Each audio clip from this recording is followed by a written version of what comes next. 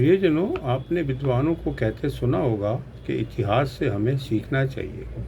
ये सत्य है। पिछले 50 साल के अंदर मैं अपने अनुभव से जो देख रहा हूँ, समझ रहा हूँ, वही मैं शायद आपके साथ ज्ञान साझा करना चाहूँगा, विशेषकर स्वास्थ्य संबंधी।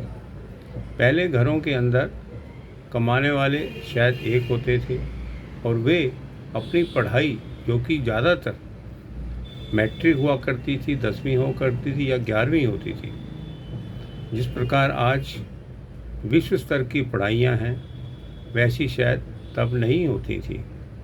घर के अंदर औसतन 5 या 6 आदमी रहते थे और घर के अंदर अक्सर रिश्तेदारों का आना जाना भी लगा रहता था। आज स्थिति विपरीत है। सुविधाएं बहुत हैं। घर के अंदर कमाने वाले जल्दी शुरू हो जाते हैं, अर्थात छोटी उम्र में ही कमाई करने लग जाते हैं, जिसको हम बोलते हैं कि इकोनॉमिक इंडिपेंडेंस भी हमें जल्दी मिल जाता है। रही बात पढ़ाइयाँ करते करते भी लोगों को स्टाइपेंड मिलता है, लेकिन अंतोगत्वा क्या हम 50 साल में अपनी सेहत में सुधार कर पाए हैं जैसा हमने दूसरे क्षेत्रों में सुधार किया है, तरक्की की है? शायद नहीं। अब मैं संख्या के बल पे बात नहीं करूँगा, मैं बात करूँगा प्रतिशत में। आज संख्या बेशक बढ़ गई है, लोगों के अंदर परिवारों की कमी हो गई है और कमाई के साधन बढ़ गए हैं और स्वास्थ्य में भी गिरावट आई है।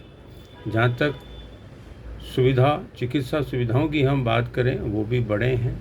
हर प्रकार की चिकित्सा सुविधा आज देश में उपलब्ध है, खासकर शहरों में।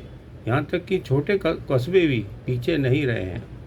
लेकिन सेहत क्यों खराब हो गई है, अक्सर लोग बीमार क्यों हो गए हैं? जैसा कि मैंने आपको पहले भी कहा कि मध्य वर्ग और उच्च वर्ग शायद ही कोई होगा परिवार में वो बीमार ना हो, शायद ही कोई होगा जिस परिवार में दवाइयों का इस्तेमाल ना होता हो।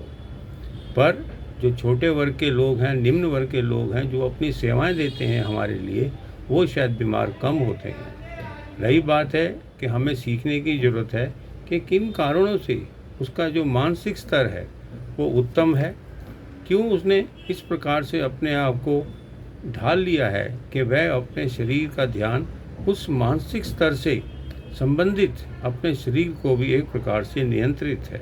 तो मैं ये कहूँगा, आप अपने नियंत्रण के लिए मानसिक स्तर को इस प्रकार के कार्य करें, नकारात्मकता को दूर रखें, समय पे सोने की आदत डालें।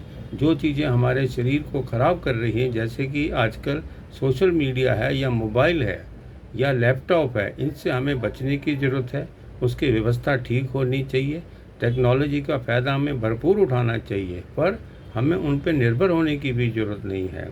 ऐसे ही रही बात खान पान की, अब अधिकांशतः अपने घरों के अंदर वो खाना खाएं जो प्रकृति ने हमें समय समय पे दिया है, उसका हम भरपूर सेवन करें, घर के अंदर बनाएं।